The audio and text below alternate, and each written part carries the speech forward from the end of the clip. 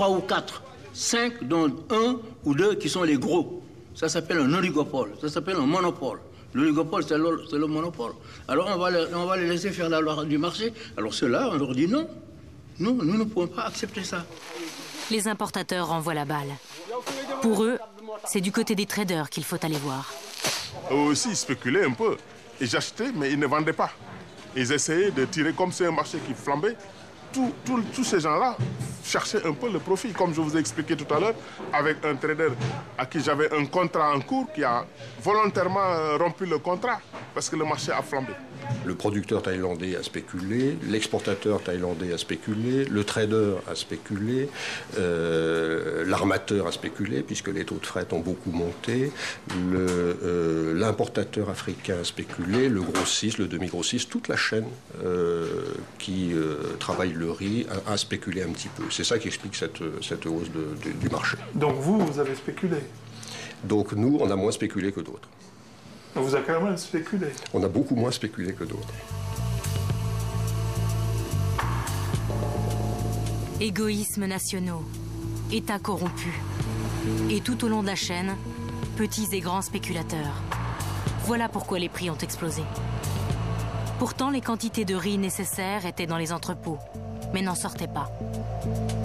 La pénurie du printemps 2008 n'aura été qu'une fable. Mais elle pose des questions politiques fondamentales. Nous avons payé quelque part au printemps 2008 ce qu'avait été, je dirais, 20, 30 ans de politique, de démantèlement des politiques agricoles dans les pays du tiers-monde en se disant ce sera toujours moins cher d'acheter sur le marché mondial. C'était la vulgate de la banque, du fonds, etc. Et donc, plutôt que de subventionner l'agriculture locale, on se disait ce sera plus simple, on va acheter sur le marché mondial. Changement de ton en juin 2008. Le sommet de la FAO, l'Organisation des Nations Unies pour l'alimentation et l'agriculture, se transforme en réunion d'urgence. Les grands de ce monde font cette fois le déplacement. L'agriculture, dont plus personne ne parlait dans les stratégies de développement, redevient une priorité. Mais les promesses et les engagements financiers tardent à se concrétiser.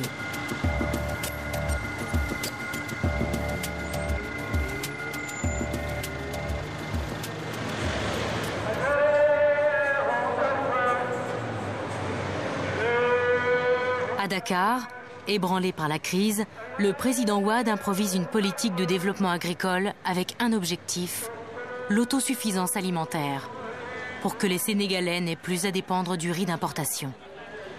Le programme porte un nom, la Grande Offensive agricole pour la nourriture et l'abondance. Mais le sigle est plus vendeur. Ce sera la Goana. J'ai voulu briser donc ce carcan du riz et j'ai lancé donc la Goana. Je l'ai lancé donc au mois d'avril pour une valeur de près de 840 millions de dollars, ce qui est beaucoup d'argent alors que ce n'était même pas au budget. En moins de 6 ans, nous allons réussir l'indépendance en ce qui concerne le riz. La vallée du fleuve Sénégal est à 4 heures de route de Dakar. C'est là que le président Wade compte faire exploser la production de riz avec la miraculeuse Goana.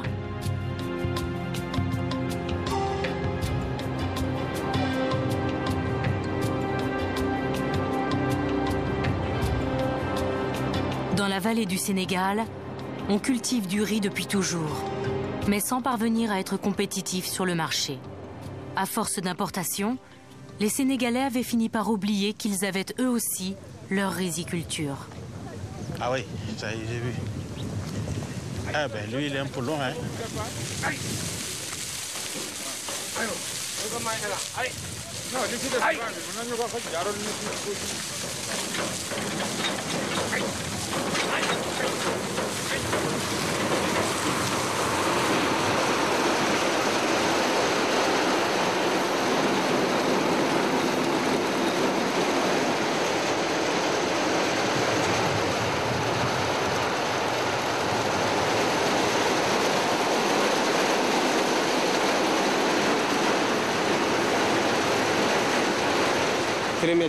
Ici, c'est un périmètre de 32 hectares. Si j'avais une moissonneuse, j'aurais peut-être fini en 1 ou 2 jours. Mais la récolte, là, et le battage, ça peut durer jusqu'à 2 mois. Dans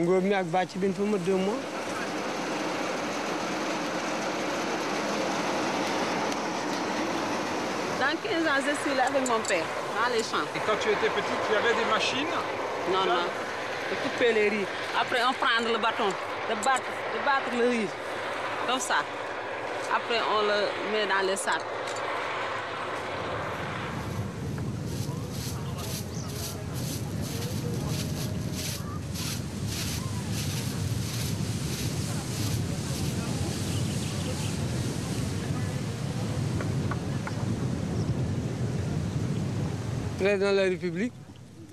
Le président a donné des tracteurs, de l'engrais, il a subventionné, il a donné des batteuses. Mais pour les moissonneuses, c'est tombé dans les mains des intermédiaires. Ce n'est pas arrivé à la base. Actuellement, tous les producteurs sont en train de faire le tour pour voir les tenants et les aboutissants de cette affaire et puis pour réagir en conséquence. Bien que les moissonneuses se soient mystérieusement égarées, la production a augmenté. Mais à quoi bon? Il ne suffit pas de produire le riz, il faut aussi pouvoir le vendre. Or, comment atteindre les marchés de Dakar avec des réseaux de distribution quasi inexistants, sans personnel ni moyens de transport pour acheminer la marchandise?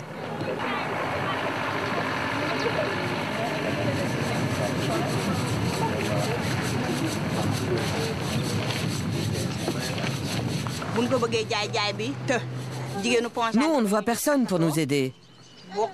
Nous, les femmes de Pont-Gendarme, on se mobilise pour vendre. Chacune apporte ce qu'elle a et le vend. 2 femmes ont commencé. Et ensuite, tout le monde a suivi. On aide nos hommes pour ce travail.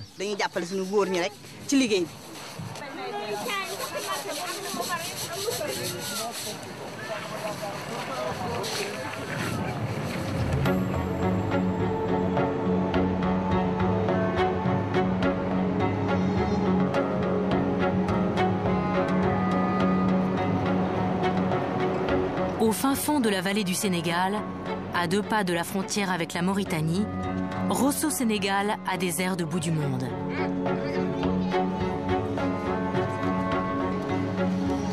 Le riz est partout dans les rues. En l'absence d'industrie, le décortiquage du riz, principale activité de la ville, obéit au règne de la débrouille. Pour en sortir, les transformateurs se sont regroupés en associations. Mais leur constat est sans appel. On ne peut pas le vendre au Sénégal. On est obligé actuellement de l'amener de l'autre côté, en Mauritanie, pour pouvoir l'écouler. Si tu as de petits moyens financiers, tu prends du riz, tu décortiques et tu n'as pas là où revendre, tu es obligé de chercher là où vendre le riz. Le Sénégal ne vient pas chercher le riz, on est obligé de l'amener de l'autre côté, en Mauritanie, pour pouvoir l'écouler. Nous ne connaissons pas la Guana parce qu'elle n'a absolument rien fait pour nous. Dans le cadre du matériel, dans le cadre de l'amélioration du travail, dans le cadre financier, rien. Conscients des difficultés, 2 agronomes du Centre du riz pour l'Afrique sont sur le terrain à la recherche de solutions. Du matin à 8 h du soir. Quand on n'a que ça, il faut faire avec. C'est dû à ça, mais avec les moyens, c'est sûr que nous ne penserons même pas à faire ça. Parce que nous-mêmes, nous sommes conscients que le travail que nous faisons, en épandant comme ça le riz sur la riz avec les cailloux et les petits papiers, vraiment, ce n'est pas quelque chose de joli à voir. Mais il faut connaître votre organisation et vos problèmes. Parce que si vous voulez rester ici pour penser que les autres vont venir comme ça vous voir, mais vous portez vos revendications au niveau les plus adéquats pour qu'on vous entende et qu'on développe un appui à la limite de ce que vous faites. Pour le moment, le riz décortiqué à Rosso Sénégal continuera à être vendu en Mauritanie à un meilleur prix.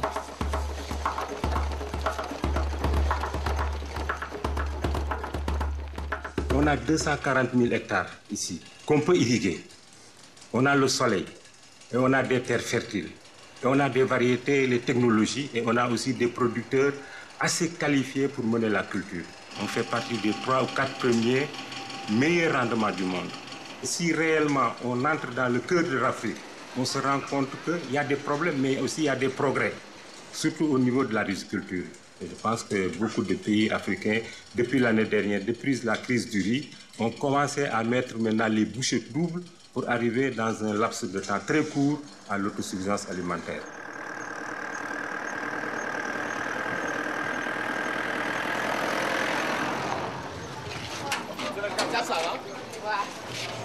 À Dakar, en dépit de cet optimisme, ce n'est toujours pas du riz sénégalais qui sort des entrepôts. Les importateurs ont des stocks achetés pendant la crise et qu'ils doivent écouler coûte que coûte.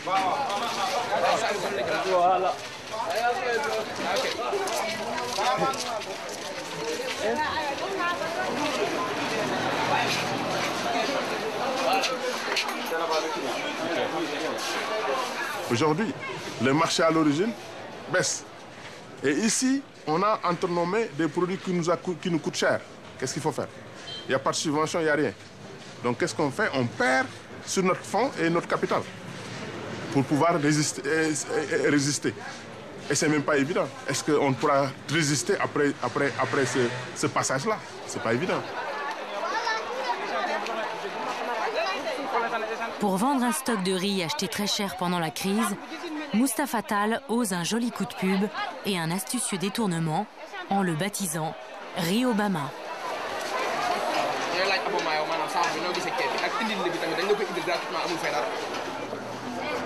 Sur le marché mondial, l'offre est importante. Le prix est donc en baisse. Mais il reste toujours beaucoup plus élevé qu'avant la crise. Et pour les mères de famille, le riz est encore trop cher. Il faut qu'on diminue le prix. C'est compris. Donc on va à 18 000, mais elles veulent qu'on diminue encore. C'est ça qu'elles veulent. Voilà. Et vous ne pouvez pas. Maintenant, on va essayer. Mais ça, on a dit. Mais par rapport à... qui siam la. Siam bi la. Mooy siam bi. Donc siam bi la suñu maam yi xamoon.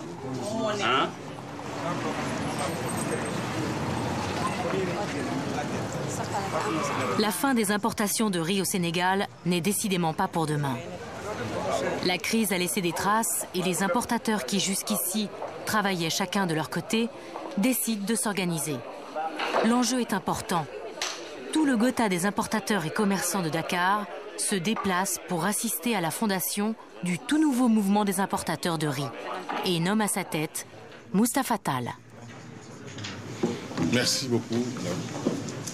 Donc, je remercie mes collègues commerçants qui ont bien voulu me nommer comme premier président de ce nouveau mouvement. Je pense que ce mouvement est venu à son heure pour les commerçants, comme aussi pour l'État et pour les consommateurs. Moi, ce que je crois dans la vie, c'est l'organisation. On peut bien